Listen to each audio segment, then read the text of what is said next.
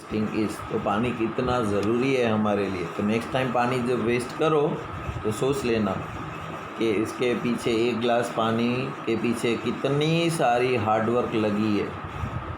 ठीक है, तो यहाँ पर डायग्रामेटिकली दिखाया गया है water purification system in water works कैसे होता है कि पहले तो रिजर्वर में पानी, रिजर्वर मतलब जहाँ पर जमा होता है, अभी डैम बोलो, बड़ी टंकी बोलो, कुछ भी बोलो।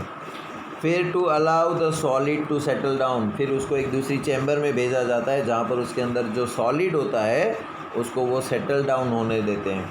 तो सारी हैवी गंदगी नीचे बैठ जाएगी और ऊपर पानी साफ चला जाएगा। ठीक है, फिर वहाँ से दूसरे टंकी में जाएगा, वहाँ पर क्या होगा, to sediment the suspended impurities. Suspended आपको पता है वज़न में इतनी हल्की होती है कि पूरे पानी में ऊपर नीचे घूमती रहती है ना, वो सेटल डाउन नहीं होती है। हैवी सेटल डाउन हो गई, उसमें से पानी दूसरी टंकी में गया तो उसमें तो सस्पेंडेड पार्टिकल होते हैं, तो दूसरी टंकी में सस्पेंडेड पार्टिकल को छान लिया जाता है। फिर बड़ा फिल्ट्रेशन टैंक में जाता है। बड़े फिल्ट्रेशन टैंक में क्या होता है कि फाइन छोटी छोटी सैंड होती है, ग्रेवल होता है, कोर्सर ग्रेवल मिट्टी होती है। अभी देखो आपको पता है कि पानी में मिट्टी को डालो तो पानी गंदा हो जाता है, राइट। अभी बहुत सारी मिट्टी में से पानी को पास करो तो पानी साफ़ हो जाता है। छोटे छोटे कंकर ने होते हैं ना, ऐसा एक चैम्बर बनाया जाता है कि उसमें पहले बड़े पत्थर, फिर थोड़े छोटी साइज़ के पत्थर, फिर बहुत ही छोटी साइज़ के पत्थर, ऐसे अलग अलग लेयर रखी जाती है। फिर जब उसमें से पानी जाता है तो साफ़ हो गया था। अभी आपको पता है कि पहाड़ों से पानी जो आता है बहता हुआ, हमेशा बहता हुआ पानी होता है ना, वो साफ़ होता है। ठहरा हुआ पानी गंदा होता है। तो आप कहीं पर भी ठहर गए, मतलब सोचना बंद कर दिया, तो आपका दिमाग ख़राब होने लगेगा। ब्रेन से हमेशा काम लेते रहोगे, यानी कि बहता हुआ पानी होगा तो हमेशा साफ़ रहेगा, राइट। तो वहाँ पर ग्रेवल ने वो सब होता है, वहाँ से पानी साफ़ होके निकलता है। फिर क्लोराइजेशन होता है, उसको क्लोरीन वाला गैस होता है, उसमें से पानी पास होता है तो बैक्टीरिया मर जाते हैं उसमें से। सफाई तो पहले होगी, बैक्टीरिया भी निकल गए। अब फिर नीचे पानी आउटलेट होके जाएगा घरों में। अब उस पाइप में से दूसरी अलग अलग किस्म की पाइपें जाती जाएगी सबके घर में, और आपके घर में फ़िल्टर किया हुआ बैक्टीरिया मारा हुआ पानी आएगा। ठीक। फिज़िकल एंड केमिकल चेंजेस क्या होता है। अभी आपने मोमबत्ती जलाई तो मोमबत्ती तो सीधी होती है एकदम, जला के छोटी छोटी छोटी छोटी छोटी हो गई, तो उसमें कौन सा चेंज आया, केमिकल चेंज कहाँ आया, फिज़िकल चेंज आया ना। पहले मोमबत्ती सीधी थी, जला दी तो मोम थोड़ा पिघल के फैल जाएगा, अभी मोमबत्ती का शेप बिगड़ गया पूरा। तो ये कैसा चेंज हुआ, हाँ, किसी किसी का कलर चेंज हो जाता है। किसी भी चीज़, भुट्टा होता है ना।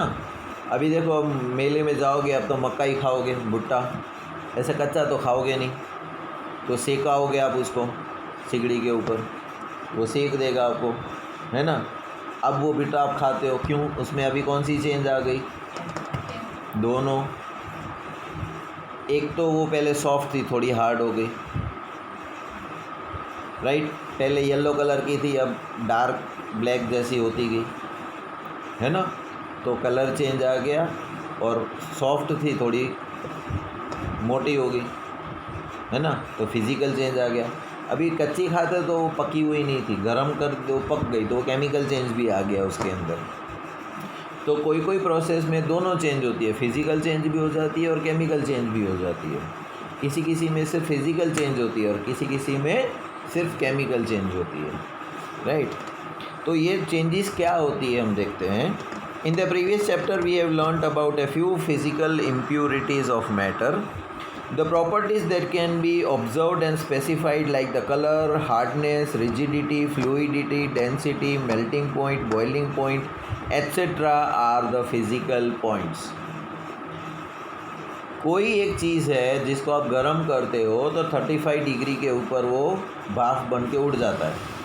अभी उसके अंदर आपने नमक मिला दिया, अभी उसको आप गर्म करोगे तो 100 डिग्री तक भी गर्म करोगे तो वो इवोपरेट नहीं होगा। तो इसमें कौन सी चेंज आ गई? फिज़िकल चेंज, उसका बॉइलिंग पॉइंट चेंज हो गया। बर्फ़ को ऐसे ही रख देते थे तो पिघलना शुरू हो जाता था, है ना। अभी उसके आजू बाजू में मैंने दूसरी बर्फ़ रख दी और बीच में अलग बर्फ़ का टुकड़ा रख दिया, मतलब टेम्परेचर चेंज कर दिया मैंने उसका, तो उसकी फ़िज़िकल चेंज हो गई। अब वो पिघलेगा भी नहीं, राइट। तो मेल्टिंग पॉइंट बदल गया, बॉइलिंग पॉइंट बदल गया, कलर बदल गया। अभी तेल को आप यूँ डालोगे तो फिसलेगा और पानी को डालोगे तो धड़ाम से नीचे चला जाएगा। तो ऐसा कोई सब्सटेंस पानी में डालो कि पानी एकदम स्पीड में ना जाए और तेल की तरह धीरे धीरे फिसले, तो ये भी उसकी फ़िज़िकल चेंज हो गई, right. The interconversion of states in a physical change, because this changes occurs without a change in the composition and no change in the chemical nature of the substance. Although ice, water and water vapor all look different and display different physical properties, they are chemically the same. अभी उसका best example है बर्फ़। बर्फ़ होता है solid form में, उसको आप चेक करो तो उसके अंदर दो ही चीज़ें मिलेगी आपको। क्या मिलेगा? हाइड्रोजन और ऑक्सीजन। अब उसको पिघलने दो तो पानी बन गया। क्या मिलेगा आपको? लिक्विड फॉर्म में पानी। उसको चेक करो क्या निकलेगा अंदर से? हाइड्रोजन और ऑक्सीजन। अब उसको गर्म करो, वेपर करने दो, भाप बन के उड़ जाने दो, तो वो गैसियस फॉर्म में चला गया। अब उस गैस फॉर्म को आप चेक करो, क्या निकलेगा? हाइड्रोजन और वाटर। तो उसमें कुछ नया सब्सटेंस ऐड नहीं हुआ और ना ही उसमें से कुछ कम हो गया, मतलब केमिकली तो वही है जो था वही, राइट। लेकिन उसका फिज़िकल चेंज हो गया, सॉलिड हो गया, इसमें लिक्विड हो गया, इसमें गैस हो गया, तो ये उसकी फिज़िकल चेंज हुई। Both water and cooking oil are liquid but their chemical characteristics are different. खाने का जो तेल होता है हमारे घर में रसोई में डालते हैं और पानी होता है, वो दोनों लिक्विड ही होते हैं, है ना। लेकिन दोनों की अलग अलग प्रॉपर्टीज़ है। क्या प्रॉपर्टी है? They differ in the order and inflammability. पानी को जलाओगे तो पानी जलेगा? नहीं जलेगा। लेकिन ऑयल को ऐसा भी हो, उसको जलाओ तो वो जलेगा, राइट। अगर कुछ जल रहा है और आपके पास बुझाने के लिए एक तरफ पानी पड़ा है और एक तरफ ऑयल पड़ा है, आप गलती से पानी की डोल के बजाय ऑयल की और डोल उठा के डाल दिया आग में, तो आग बुझेगी कि और फैलेगी? दोनों लिक्विड ही हैं। जब पानी डालते तो बुझ जाती है, तो ऑयल डालते तो भी बुझ जानी चाहिए थी, तो ऐसा नहीं हुआ।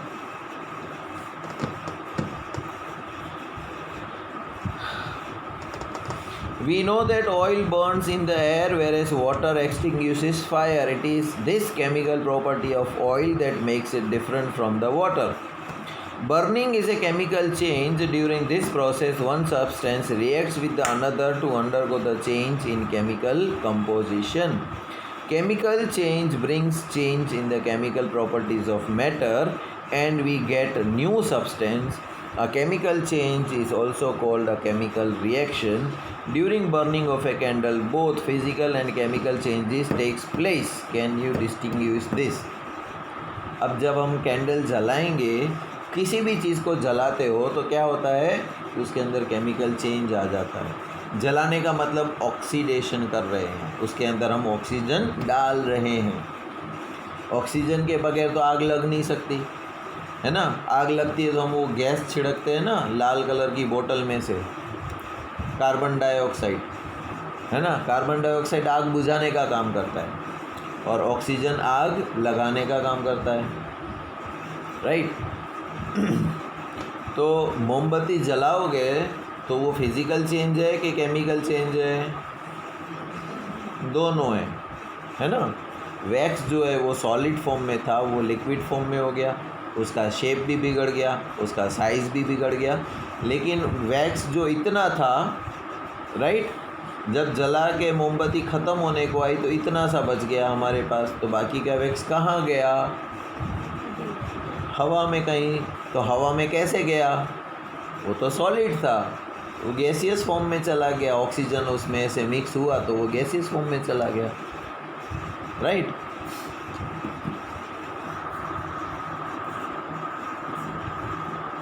What are the types of pure substances? Pure substance की टाइप क्या होती है? तो मैंने पहले ही बोला कि आप चाय पी रहे हो, है ना, तो चाय के अंदर क्या क्या डाला हुआ है हमने? दूध, शक्कर, कोई कोई तो मसाला भी डालते हैं, अदरक ने, इलायची ने, वो सब, राइट। तो ये सब मिक्सचर हुआ, है ना। प्योर, कोई बोलेगा ना ये मिलावट वाली नहीं है, प्योर चाय है, तो बहुत साइंस का स्टूडेंट बोलेगा गलत, इसके अंदर तो बहुत सारी चीज़ें मिली हुई, प्योर तो है ही नहीं। साइंस में प्योर का मतलब होता है सिर्फ एक ही टाइप की चीज़ें होंगी उसके अंदर। जैसे दूध, दूध के अंदर कुछ भी मिला हुआ नहीं है, तो दूध प्योर है कि नहीं है? नहीं है। क्यों? क्योंकि दूध के अंदर भी पानी होगा, फैट होगा और प्रोटीन होगा। तो क्या प्रोटीन प्योर है? नहीं। प्रोटीन के अंदर भी कार्बन है, हाइड्रोजन है, ऑक्सीजन है। तो क्या कार्बन प्योर है? नहीं। उसके अंदर भी प्रोटॉन है, न्यूट्रॉन है, इलेक्ट्रॉन है। तो क्या प्रोटॉन प्योर है? हाँ है। क्यों? क्योंकि उसके अंदर और कुछ भी नहीं है। तो अब खाली प्रोटॉन कहाँ ढूंढोगे आप? क्योंकि कोई भी चीज़ होगी वो तो सेल के फॉर्म में होगी, है ना। सेल मतलब एटम, एटम मतलब प्रोटॉन, न्यूट्रॉन और न्यूक्लियस, इलेक्ट्रॉन। अगर ये चीज़ों से ही सब चीज़ें बनती है, उसके अंदर दूसरा कोई एलिमेंट मिक्स नहीं है, जैसे पानी की बात करते हो तो हाइड्रोजन और ऑक्सीजन, तो उन दोनों को अलग कर दिया, फिर हम बोल सकते हैं ये प्योर ऑक्सीजन है, ये प्योर हाइड्रोजन है, right. Robert Boyle was the first scientist to use the term element in 1661। 1661 में, आज से 450 साल पहले उसने बताया था। तब तो इतनी स्कूलें भी नहीं थी, तो वो कहाँ पढ़ा होगा? तो पुराने जितने साइंटिस्ट थे वो सब किसी स्कूल में पढ़े लिखे नहीं थे, सेल्फ लर्नेड थे। मतलब किसी को सोच आती है कि एप्पल ऊपर से नीचे गिरा, है ना, तो पहले से ही एप्पल ऊपर से नीचे ही गिरते आ रहे हैं, लेकिन किसी को ये विचार नहीं आया कि पेड़ से टूट के चीज़ नीचे क्यों गिरी, ऊपर क्यों नहीं गिरी। कोई भी चीज़ आप छोड़ते हो तो नीचे गिरती है ना, ऊपर क्यों नहीं जाती? सर जाती है। गैस भरा हुआ फुग्गा, उसको छोड़ोगे तो फुग्गा ऊपर जाएगा, नीचे नहीं जाएगा। और खाली सादी हवा भरा हुआ फुग्गा होगा, फूंक मार के वो फुग्गा नीचे गिरेगा। तो हवा हवा में कितना फ़र्क है? 2 बलून है मेरे हाथ में, आपको तो पता ही नहीं है कि इसमें क्या भरा हुआ है ना। अब 2 बलून छोड़ूंगा, एक बलून नीचे गिरेगा, एक बलून ऊपर जाएगा। तो जिसको पहले पता नहीं था तो बोले देखो जादू दिखाता हूँ, ये दोनों बलून सेम कलर के हैं, सेम साइज़ के हैं, इसको बोलूँगा जा तू अपने पापा के पास, तू जा अपनी मम्मी के पास, देखो बलून भी अपनी अपनी जगह चले गए, है ना। लेकिन हमें पता है साइंस वालों को कि इसके अंदर ये गैस भरा हुआ है, इसीलिए गैस हमेशा ऊपर उठता है, इसलिए फुगे को भी साथ में ले जाता है। और इस गैस में तो हमने हमारी कार्बन डाइऑक्साइड वाली हवा भरी हुई है, तो कार्बन डाइऑक्साइड तो हैवी होता है जो नीचे बैठ जाता है, तो फुगे को नीचे ले जाता है ना। तो प्योर एलिमेंट, इसने 450 साल पहले सोचा कि प्योरिटी किसको बोलेंगे हम, तब जाके उसने एलिमेंट को ढूंढा। तो पुराने जितने भी लोग थे, हमारे यहाँ पर फॉरेन में बोलते हैं साइंटिस्ट, अपने यहाँ पर बोलते हैं ऋषि मुनि। अपने यहाँ पर जितने ऋषि मुनि थे उन लोगों ने सेल्फ लर्न किया सब कुछ। अभी देखो अर्जुन को तीर चलाना किसने सिखाया? द्रोणा ने, है ना। अभी अर्जुन के साथ साथ ही एक जना था जो तीर की शिक्षा ले रहा था, वो कौन था? एकलव्य। अभी एकलव्य जो था उसको गुरु द्रोणाचार्य ने नहीं सिखाया, द्रोणाचार्य तो उसको सिखा रहे थे, ये उससे छुप छुप के सुन रहा था, हाँ ऐसे चलाने का, ऐसा चलाने का, मतलब खुद ब खुद प्रैक्टिस करता था फिर, है ना। तो पुराने इसने तो द्रोणा से सुना तो सही ना, तो द्रोणा ने किससे सीखा होगा? विद्या ली होगी। तो ऐसे पीछे पीछे पीछे पीछे जाओ। जैसे मैं अपनी बात करूँ, आप मेरे स्टूडेंट हो तो मेरा भी कोई टीचर होगा, अभी वो भी, उसका भी कोई टीचर होगा, उसका भी कोई टीचर होगा, उसका भी कोई टीचर होगा, है ना? तो कोई ना कोई तो पहला फर्स्ट टीचर होगा ना। उसको किसने सिखाया? तब तो स्कूलें भी नहीं थी। तो पुराने ज़माने के जो लोग थे ना, वो खुद सेल्फ सर्च करते थे, उनको विचार भी आता था ये कैसे हुआ। तो जैसे आइंस्टाइन ने देखा कि एप्पल नीचे गिरा तो उसको विचार आया कि कोई भी चीज़ होती है ज़मीन पे ही क्यों गिरती है, और ज़मीन के उठा के ऊपर फेंकते हैं तो भी वापस नीचे आती है, ऐसा क्यों हो रहा है ना? तो उसने थियरी ऑफ ग्रेविटेशन निकाला, ग्रेविटी निकाला कि हाँ, पृथ्वी के अंदर एक फोर्स होता है जो हर चीज़ को अपनी तरफ आकर्षता है, राइट? तो उसकी एक लेवल होती है, जब आप उसको उससे बाहर फेंक दोगे फिर वो चीज़ बाहर नहीं आएगी। जैसे रॉकेट होता है, सैटेलाइट होते हैं, वो एटमॉस्फेयर के, अर्थ के एटमॉस्फेयर से बाहर चले जाते हैं, फिर वो गिरते नहीं हैं, अर्थ के आजू बाजू में ही घूमते रहते हैं, राइट? उसको वापस आना है तो इतनी स्पीड से अर्थ के एटमॉस्फेयर में एंटर होना पड़ेगा पहले, राइट? तो उसकी भी एक बाउंड्री है। तो 400 साल पहले रॉबर्ट बॉयले को विचार आया था प्योर एलिमेंट के बारे में।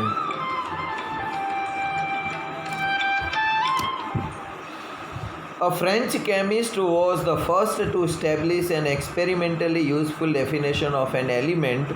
He defined an element as a basic form of matter that cannot be broken down into simpler substance by chemical reactions. तो ऐसा कोई भी एलिमेंट जिसको केमिकल रिएक्शन से सिंपल सब्सटेंस में तोड़ा नहीं जा सकता, उसको हम बोलते हैं एलिमेंट। क्यों? क्योंकि इसके अंदर तो दूसरा कुछ है ही नहीं। जैसे शक्कर वाला पानी है ना? तो पानी को हम इवोपरेट करेंगे तो पानी उड़ जाएगा, शक्कर नीचे रह जाएगी। नमक वाला पानी है ना? तो हमने उसको गर्म किया पानी को, तो पानी उड़ गया, नमक नीचे रह गया, तो वो प्योर नहीं था। इसलिए अभी खाली नमक पड़ा है, उसको गर्म किए जाओ तो क्या होगा? कुछ नहीं होगा। ऐसा भी नहीं कि कम हो गया नमक। 1 किलो नमक को गर्म करते ही रहो तो कुछ नहीं होगा। आप लोग जो भुंगराने वो खाते हो ना, फ्राइम्स, वो मिट्टी में सेकता है, पता है? कुछ लोग तेल में तल के हैं तो वो बोलते हैं कि अनहाइजीनिक होता है, तेल तुम्हारी बॉडी में फैट जमा कर देता है। लेकिन जब आप उसको मिट्टी में सेकते हो तो मिट्टी जो गर्म होती है वो अपनी गर्माश जो है वो फ्राइम्स को, भुंगरों को दे देती है और आप वो खाते हो। तो मिट्टी तो सुबह से लेकर शाम तक गर्म होती ही रहती है, तो कम नहीं होती है। क्यों? क्योंकि वो प्योर फॉर्म में है, उसको कितना भी गर्म करो घटेगी नहीं, मिट्टी वही रहेगी, राइट? तो ऐसे प्योर एलिमेंट होते हैं, उसको आप कुछ भी करो तो उसकी ना साइज़ बदलती है ना शेप बदलता है, तो कुछ फ़र्क नहीं पड़ता। वो सिंपलर सब्सटेंस में टूट के बिखर नहीं जाते। Elements can be normally divided into metal, non metal and metalloids. जो एलिमेंट्स होते हैं उसके भी 3 प्रकार होते हैं। जैसे कैसे कोई चीज़ होती है सॉलिड होती है, कोई लिक्विड होती है और कोई गैस होती है ना? उसी तरह उसके अलग अलग प्रकार होते हैं। एक होते हैं वो मेटल होते हैं, एक होते हैं वो नॉन मेटल होते हैं, और तीसरे होते हैं वो सेमी मेटल या मेटलॉइड्स बोल सकते हैं हम उसको। तो आपने पीरियोडिक टेबल पता है आपको? पीरियोडिक टेबल, हाँ 9th में आ गए हो ना, वो तो आपको सीखना पड़ेगा कि जितने भी साइंटिस्ट थे ना, उन लोगों ने अलग अलग खोज करते गए और पता चलता गया कि दुनिया में ऑक्सीजन भी है, नाइट्रोजन भी है, कार्बन भी है, आर्गन भी है, जीनन भी है, क्रिप्टन भी है, हीलियम भी है, कॉपर भी है, गोल्ड भी है, सिल्वर भी है, एल्यूमिनियम भी है, आयरन भी है।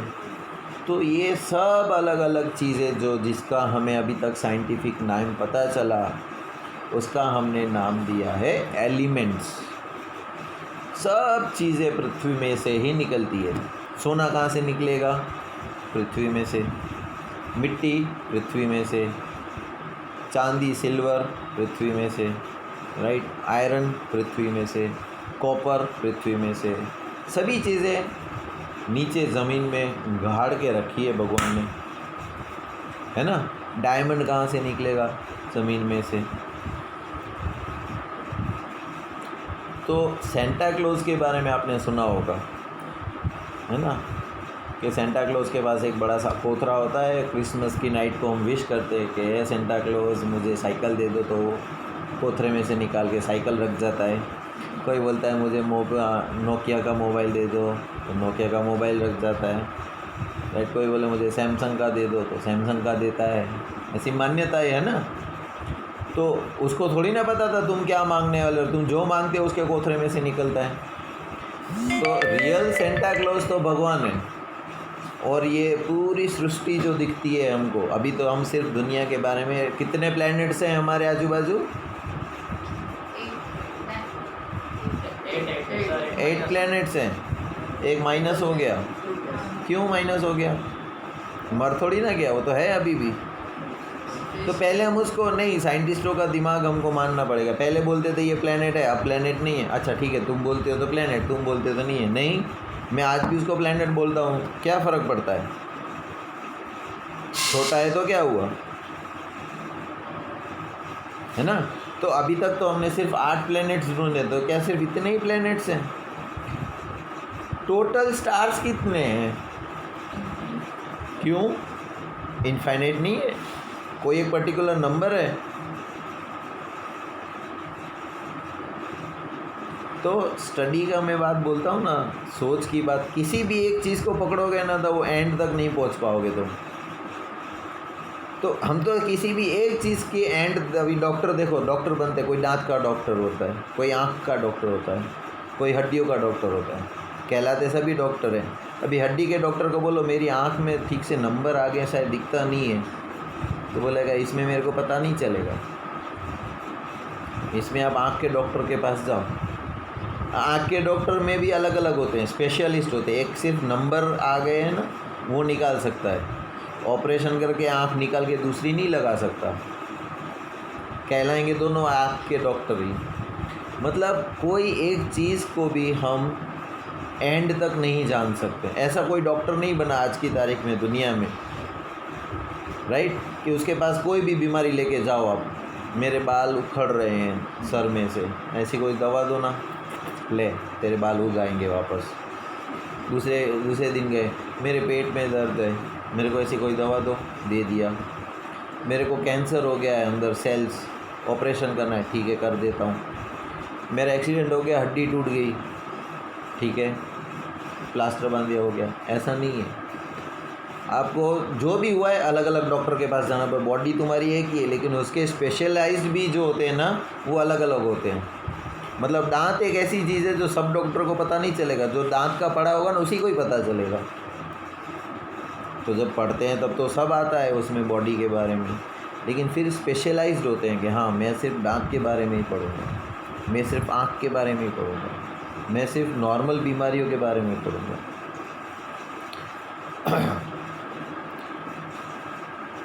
तो ये बात तो थी हमारी एलिमेंट्स, जो पृथ्वी के अंदर जो है भगवान ने सब चीज़ें डाल के रखी हैं। सोना भी पृथ्वी में, गोल्ड भी पृथ्वी में, सिल्वर भी पृथ्वी में, आयरन भी पृथ्वी में। अब निकालते जाओ, आप थक जाओगे निकालते निकालते। रोज़ नई नई चीज़ें बाज़ार में आती है, पहले कुछ भी नहीं था। अभी देखो मार्केट कितनी सारी चीज़ों से भरी पड़ी है। पहले तो ये एक ऐसा लैंडलाइन वाला फ़ोन था, है ना, फिर वायरलेस फ़ोन आया, फिर मोबाइल आया, फिर मोबाइल में भी कैमरा फ़ोन आने लगे। अभी आप दुकान पे जाओगे तो एक दुकान पे सिर्फ मोबाइल ही बिकते होंगे, एक दुकान पे जाओगे तो सिर्फ मोबाइल रिपेयर ही करता होगा, बेचने वाले को रिपेयर करना नहीं आता होगा। और दूसरा होगा ना, वो सिर्फ मोबाइल की एसेसरीज़, वायर ने, हेडफोन ने, चार्जर ने, वही बेचता होगा, उसके पास फ़ोन भी नहीं होगा। तो जिसने मोबाइल फ़ोन बनाया उसने कितने जनों को नौकरी दे दी, रोज़गार दे दिया, पैसा कमाने का एक ज़रिया दे दिया। अभी मैं मोबाइल बेचता हूँ, बनाता थोड़ी ना हूँ, बनाती तो कोई और कंपनी है। तो वो कंपनी के पास कहाँ से आया आइडिया? तो पहली बार तो किसी ने मोबाइल बनाया होगा ना, तो उसको कहाँ से आइडिया आया होगा कि हाँ ऐसा कुछ मोबाइल बनाता हूँ कि आदमी को वायर की झंझट ही नहीं, जहाँ भी जाए वो साथ में ले जा सके। तो एक आइडिया से कितने सारे, अभी मोबाइल के लिए टावर भी चाहिए, टावर के लिए लंबा वो पाइप लगाने का नहीं चाहिए, फिर ज़मीन भी चाहिए, वो रिपेयर करने के लिए इलेक्ट्रिशियन भी चाहिए। तो कितने जनों का पूरा, जैसे पहले गाड़ी नहीं थी है ना, तो लोग बैलगाड़ी में जाते थे, अभी गाड़ी आ गई। पहली बार किसी ने सोचा कि हाँ ऐसी कोई चीज़ हो जो जानवर के बगैर चला सकें हम, तो गाड़ी बनाई। अभी गाड़ी जैसे ही बनाई उसके साथ कितने सारे बिज़नेस खुल गए, टायर करने वाला, पंचर करने वाला, कलर करने वाला, नंबर प्लेट लिखने वाला, उसमें पेट्रोल भरने वाला, और कोई कोई तो सिर्फ ड्राइवर ही होते हैं, गाड़ी चलाते हैं, जो सेठ होता है वो चलाता नहीं है, वो ड्राइवर रखता है। तो एक गाड़ी जिसने बनाई उसके साथ कितने सारे बिज़नेस खुल गए, पंचर करने वाला, कलर करने वाला, नंबर लिखने वाला। अब नई नई लाइटें लगाते हैं, हॉर्न बजाने, अलग अलग हॉर्न्स आने लगते हैं, सीट कवर आ गए, स्टीयरिंग कवर आ गए, टेप आ गई गाड़ी में, टेप लगाने का, गाड़ी में भी कैमरा लगाते हैं लोग, गाड़ी को ढकने के लिए कवर भी करते हैं ख़राब ना हो जाए। तो एक साथ कितनी सारी चीज़ों की ज़रूरत पड़ने लगी, सिर्फ एक ही चीज़ इन्वेंट की तो, है ना। तो ये दो तो एग्ज़ाम्पल है सिर्फ। तो ये सारी चीज़ें जो है ना वो सब मिक्स्ड फॉर्म में है। तो साइंटिस्ट लोग पहले सोचते थे ऐसे ही, और सोचते सोचते पता चला कि हाँ एक आयरन भी कोई चीज़ होती है, गोल्ड भी कोई चीज़ होती है। अभी देखो कोई आपको डुप्लीकेट एक सोने की चेन आती है ना, सोने की चेन लेने जाओगे तो लाख रुपए की बनेगी तुम्हारी, और ऐसे ही मार्केट में 25 रुपए की भी मिलती है ना। दोनों पड़ी रहेगी, दोनों सेम टू सेम लगेगी तुम्हें, कोई फ़र्क नहीं है। एक ने सच्ची पहन रखी है 1 लाख रुपए वाली, किसी ने 25 रुपए वाली पहन रखी है, दिखेंगे दोनों ही अच्छे ना पहने हुए, है ना। लेकिन जिसने लाख रुपए की पहनी है उसको टेंशन लगा रहेगा, कोई खींच के ले गया तो, है ना। मैं सोया रोंगन कोई निकाल के ले गया तो मेरे गले से। अगर रास्ते में जा रहे हैं और सुनसान रास्ता है, कोई नहीं है, तो कोई चाकू दिखा के छीन लेगा, चल चेन दे, तो मेरे लाख रुपए चले जाएंगे। लेकिन अगर 25 रुपए वाली होगी तो तुम्हें कोई टेंशन होगा, भले ना खींच के ले गया, मेरे पास दूसरी है, ले पहन ली, है ना। चोरी हो जाएगी, आराम से सोते रहो, कोई चिंता नहीं है। कोई खींच के ले गया तो भले ले गया, 25 रुपए की है ना, मैं दूसरी ले लूँगा। कोई रास्ते में अकेले जा रहे हैं सुनसान सड़क पे, कोई आके चाकू दिखा के दे, चाकू क्यों दिखाता है, मैं खुद देता हूँ, ले जा, है ना। लेकिन जब किसी सोनी के पास ले जाओगे तो वो देखेगा ये और ये, फिर वो घिसेगा और टेस्ट करेगा ये असली है या नकली है, उसको पता चलेगा, बाकी लोगों को पता नहीं चलेगा, है ना। तो कहने का मतलब ये कि सारे एलिमेंट्स जो है ना वो प्योर फॉर्म में तो किसी ना किसी ने ढूंढा है उसको, तो उसके पीछे सिर्फ एक दिन में नहीं मिल गया कि ज़मीन खोदी अरे हाँ ये आयरन है, मेरे को आयरन मिल गया, ऐसा नहीं होता है। वो टेस्ट करता है उसको, है ना। तो डायरेक्टली भी आयरन नहीं निकलता है, उसको मैंने आपको बोला था ना कि 1 कप सोना निकालने के लिए पूरी ट्रक भर के मिट्टी को छानना पड़ता है ना। तो उसको कौन से प्रोसेस से, क्रिस्टलाइजेशन करूँ, फ्रैक्शनल डिस्टिलेशन करूँ, सेडिमेंटेशन करूँ, क्या करूँ, तो पहले तो हर एक चीज़ करनी पड़ेगी। क्रिस्टलाइजेशन करता हूँ, प्योर फॉर्म में आता है कि नहीं, सेडिमेंटेशन करता हूँ, प्योर फॉर्म में आया कि नहीं, लिक्विफाइड करता हूँ, पहले उसको कंडेंस में से फ्रैक्शनल डिस्टिलेशन करता हूँ, प्योर फॉर्म में आया कि नहीं। तो अलग अलग टेक्निक से उसको साफ़ करके ढूंढा, फिर उसकी प्रॉपर्टीज़ को स्टडी किया, मीठा है टेस्ट में, खट्टा है नहीं है, हथौड़ा मारता हूँ तो टूट जाता है नहीं, फिर गर्म करता हूँ तो पिघल जाता है नहीं।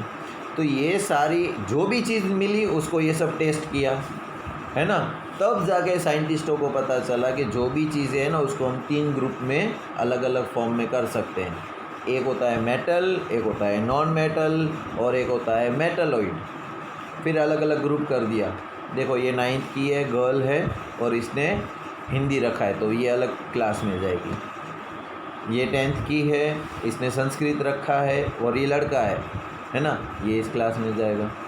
तो कैरेक्टरिस्टिक्स हमने पता लगाए ना उसके, तो ऐसे ही हर एक चीज़ की कैरेक्टरिस्टिक्स पढ़ी गई, ऑब्ज़र्व की गई और फिर इसको ग्रुप दिया गया।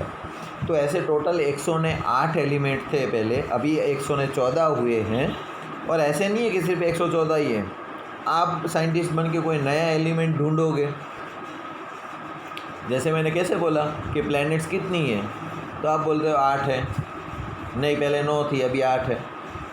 तो 9 थी तो एक एक करके ही ढूंढी ना, डायरेक्टली 9 की 9 नहीं मिल गई थी। तो हो सकता है ऐसी और भी कोई प्लैनेट्स हों जो हमसे बहुत दूर हैं, जहाँ तक अभी हम पहुँच नहीं पाए हैं। हो सकता है फ्यूचर में हम ढूंढ लें, है ना। तो प्लैनेट्स जो है वो 10 की 11 भी हो सकती है, 120 भी हो सकती है, कितनी भी हो सकती है।